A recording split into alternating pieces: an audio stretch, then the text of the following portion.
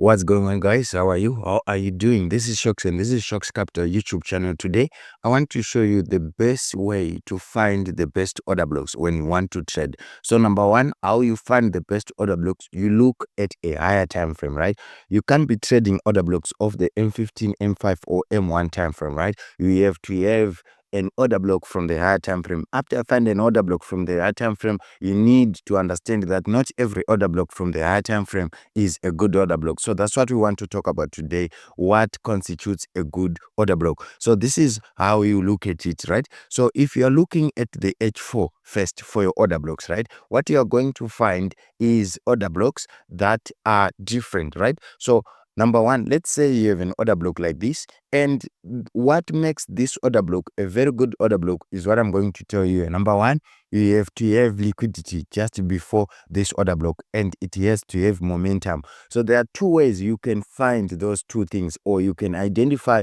those two things. So number one, how you find momentum is very simple. When you are looking at this one, right, what you need to see is when price moved away from the order block at this particular zone, right? It moved away and it left behind a sign that this was a very aggressive move and there was momentum. And here we're looking at the US dollar index, right? So from what you are seeing here, you can clearly see that there are two candles after this, and the third candle does not come back into retesting this second candle, which means we have more of a gap that was formed right after the retest of this candle. So this gap is called a fair value gap, and a fair value gap is the candlestick, a point of interest, or a point of interest that actually shows you that there was momentum. And number two, what you have to understand is a break of structure. When you see a structure breaking like that, it means there was momentum. So if we have a checklist of a good order block, number one, you will have a fair value gap just after the order block. So a fair value gap shows you that the move was very, very, very aggressive and it left behind a void. So that void is what you want to get yourself into, right? So if you are looking at this, you can clearly see that this was a very good order block on the US dollar index because of this. And if you look closely again, there was another order block here because price actually took out this particular high, as you can see, and failed to take out this low. So there was actually another order block, which is this one, which you can actually use to trade going up. And this order block, what makes it very good is the gap that we are seeing here, which we call a fair value gap. And that fair value gap is what we are using to validate the order block, because there was an aggressive move and this is a void. And number two, what you have to look for is liquidity. So when we're talking about liquidity, in simple terms, we're just talking about highs and lows. And why is that? Because liquidity refers to orders, right?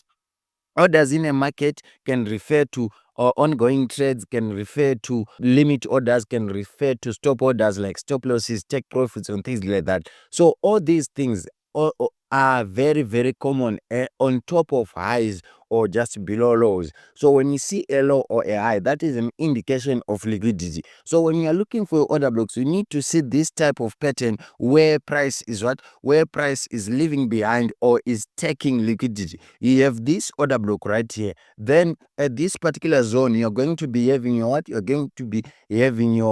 your fair value gap. Then after a fair value gap in this region, you are going to be having this low, which actually looks like it was or it is a failure of a retest of this particular order block. That low is what we are saying is your liquidity. So you have liquidity, you have price taking out that liquidity and retesting your order block while filling the gap that will be in this area, which is your fair value gap. So these are three very, very important things that you have to look for when you are choosing an order block. So let me show you just before I go here. Yes, so the reason why this order block was not respected at this particular zone is not because we have no fair value gap in this area. No, the reason why is because I said if we have a fair value gap, it makes it what?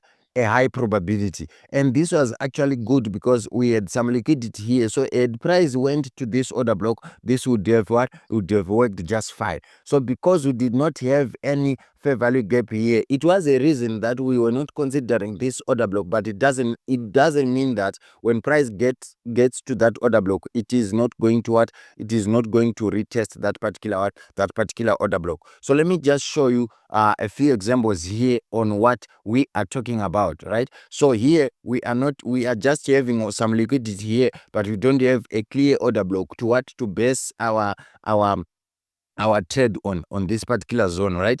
And here we are having this order block, and this is your order block. And what is your liquidity? You have that liquidity in this area, right? So we go, then we have another order block here. Why? Because we have some void in this area. So this order block produced what, these fair value gaps in this area, and we have liquidity that was paged in this area. So that's why we were going to take this trade, right? So let me just show you another trade here that you can actually see what you're talking about. So this is GBPJPY. So on GBPJPY, from what you are seeing, let's just start here. What do you see here? You can clearly see that we have an order block, right? After that order block, what do we have? We have a fair value gap just below that. And after the fair value gap, you can clearly see that we have what? We have liquidity that was being taken on this, especially on this low. So this was the liquidity. Price gets into the what? Gets into the order block and goes away. So then we have another order block that was in this area. You see this order block, right? Price left a fair value gap and left some liquidity, but did not come back to retest that, and that's fine. And we have another order block. Because this is too big, we are taking this black candle as our order block. And as you can see here, we have we have some liquidity in this area, and this is your fair value gap. As you can see, we have a fair value gap, we have liquidity, and price comes back to our order block and goes away. That's what is happening in this chart, right? And we come here, what do you see in this particular zone? You're going to see that you have a what? You have an order block here, you have a fair value gap just above it, and you have this particular liquidity here. So price was going to was supposed to go to retest this particular order block. But because we also have that same thing on this particular trade, where we have this fair value gap in this area, right? We have this fair value gap in this area, and we have some liquidity in that area. And after that, we also see that price actually took out the high here, which means this was supposed to be our order block, but because it's too big, we are going to refine it and take the black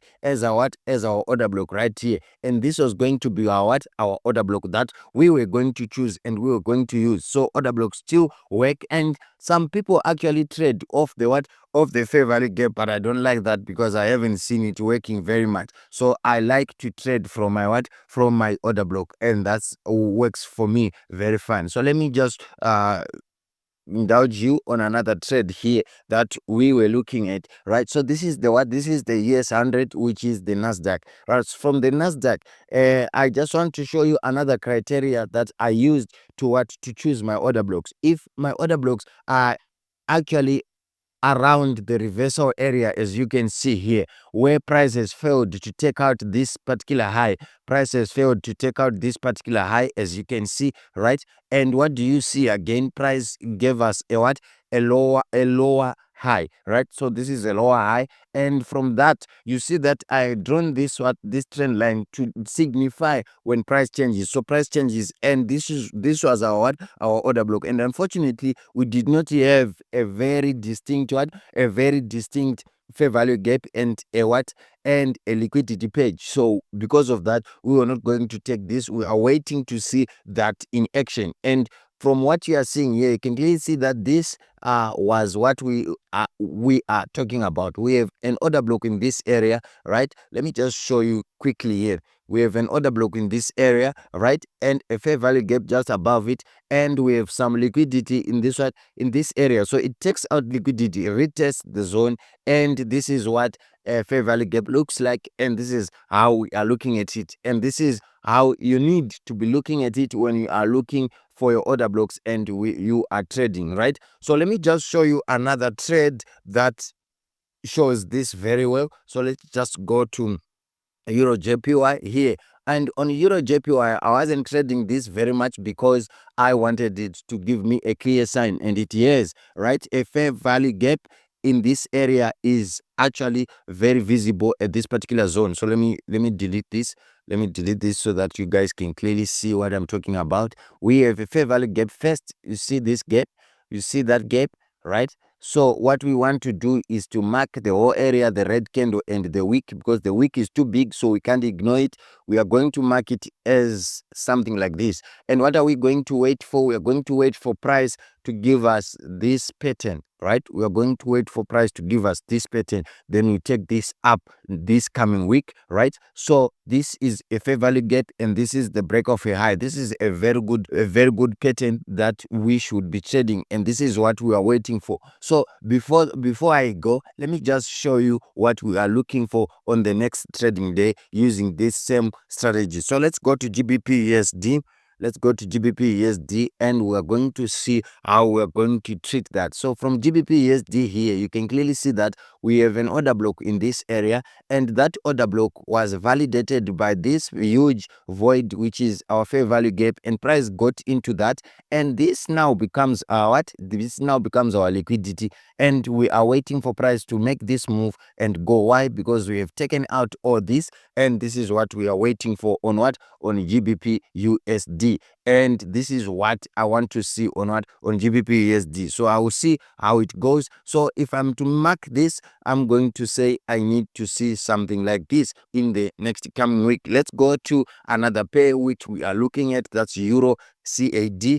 Right, on EURCAD, what are we looking for? On EURCAD, we are looking for price to give us a move at any of these areas, but because as you can see we don't have a fair value gap here, so we are not going to consider this. We are going to wait for it to give us a proper move, right? And let's go to another one, Euro NZD, and see what we are doing. And this is now in preparation for the coming week. We have liquidity there, very easy. And after that, what do you have? You have a fair value gap in this area. That is your fair value gap. What are you looking for? You are looking for price to come to that and what? And go away. This is what we are looking for on Euro NZD. And let's just go and look for another pair. Maybe let's do US30 and see how we are going to be trading this one. On US30, we are going to be trading this because, right, we have an order block here. So this price is actually in the order block,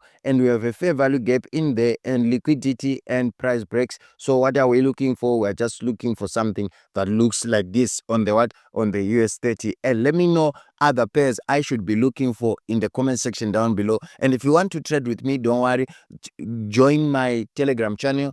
In the links are in the description down below, and make sure you are trading with a prop firm, and the one that I absolutely trust and I absolutely recommend is the what? The Funded Next one. And the links to Funded Next are in the description down below. Make sure you partake in that, and I will see you in the next video. Shocks out. I hope this was helpful. I will see you in the next one.